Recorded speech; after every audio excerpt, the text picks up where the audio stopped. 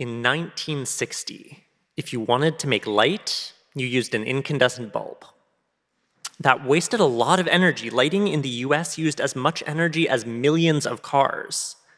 Then in 1962, General Electric invented the red LED. A couple years later, the green LED came along. We were so close to being able to make screens on mobile phones, monitors that weren't huge and boxy, energy-efficient white light bulbs.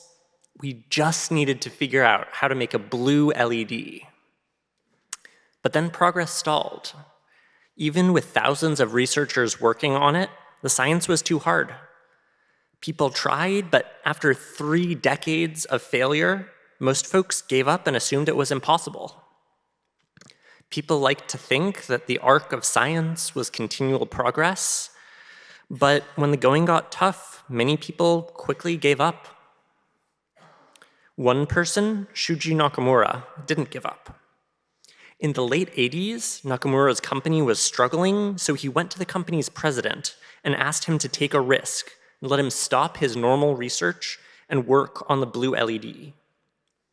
He knew that he couldn't do it on his own, so his first step was to move from Japan to Florida to learn how some other folks were trying to solve part of the puzzle. When he went there, his coworkers shunned him because he didn't have a PhD.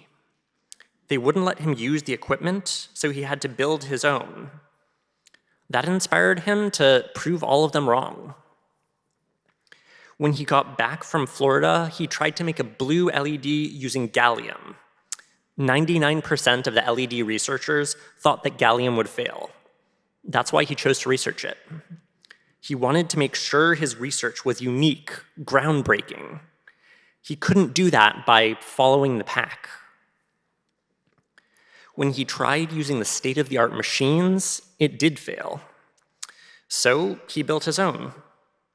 The other researchers didn't know how to make their own machines, but because of the discrimination he faced in Florida, this wasn't his first time having to figure things out on his own.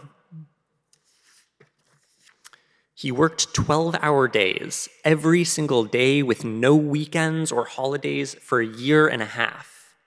But then he made 2 breakthroughs. But despite that, the company president that was supporting his research retired, and the new president told him to stop, even though he was making progress. So Nakamura went behind his back, published the research he had already done, and kept at it. He kept ignoring the repeated orders to stop, and he trusted his own judgment. He followed his heart even when it seemed like everyone was against him, and before long, he finished and he made a blue LED. His company went from the verge of bankruptcy to making billions of dollars, mostly off of that one invention. And as thanks for all of his hard work, his company gave him a bonus of $170. The company didn't respect him, but he gained international renown along with a Nobel Prize for his work. Now he's at UC Santa Barbara, and he has his own company where he's working on things like medical applications for LEDs.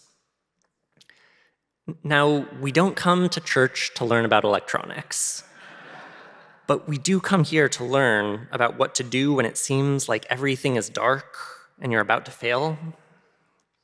What to do when your coworkers are elitist and don't respect you, your boss doesn't like you, no one thinks that you can succeed.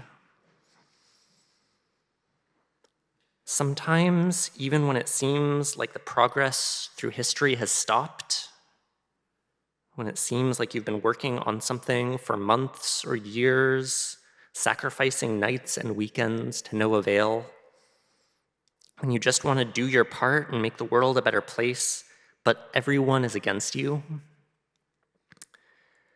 Sometimes you prove everyone wrong and you win.